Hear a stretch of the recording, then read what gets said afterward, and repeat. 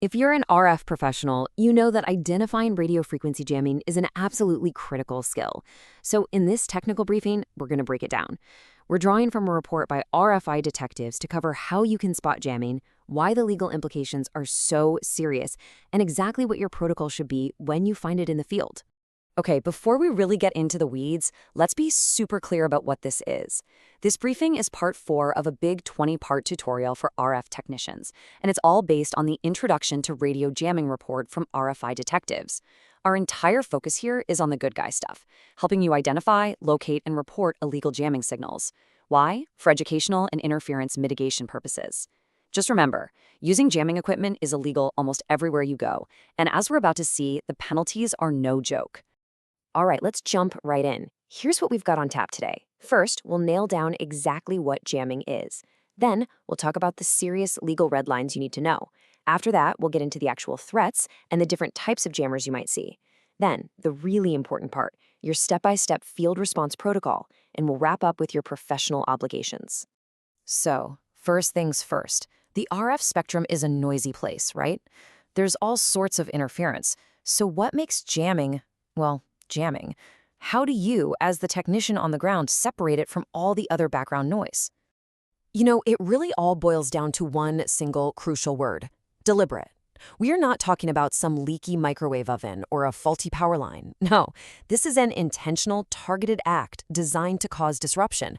Honestly, your most important diagnostic skill is being able to tell the difference between that purposeful interference and the ocean of random, unintentional RF noise out there. And that distinction is so critical because as soon as you identify something as intentional jamming, it stops being just a technical problem.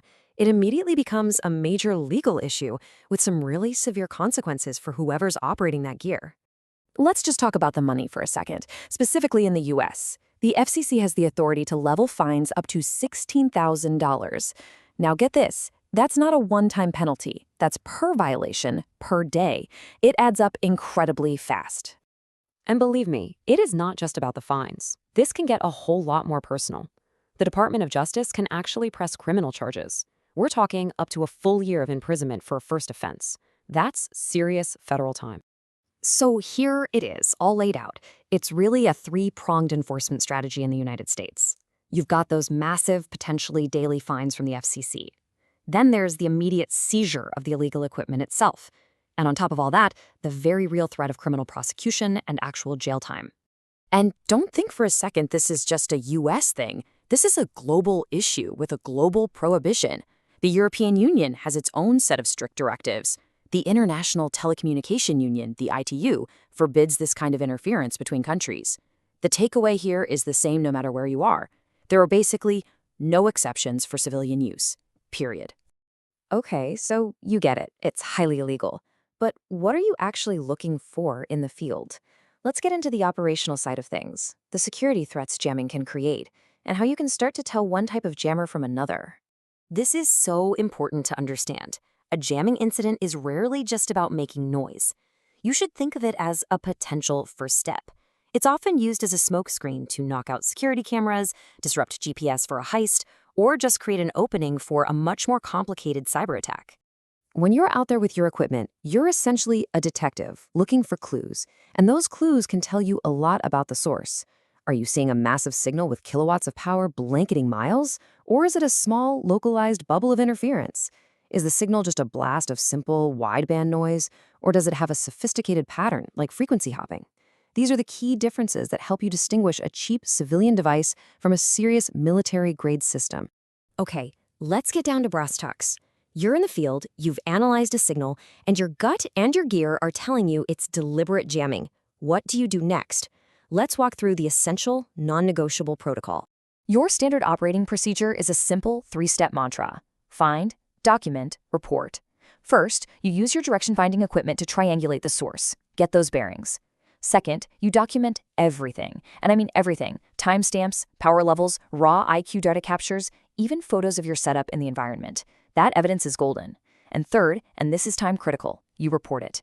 Get on the phone or online and notify the proper regulatory body, like the FCC's Enforcement Bureau. You should aim to do this within the hour.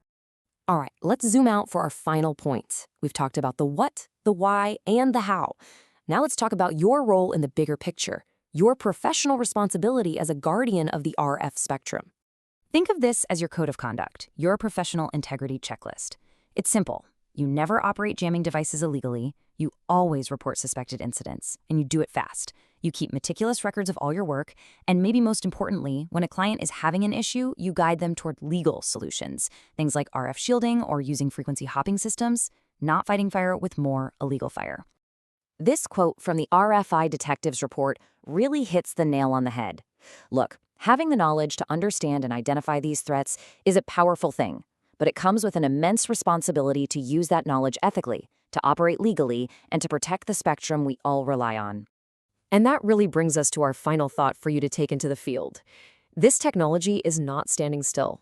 Jammers are getting cheaper, smaller, and a lot smarter. So the real question for you to chew on is this. As the threat evolves, how will your vital role as a guardian of the spectrum need to evolve right along with it?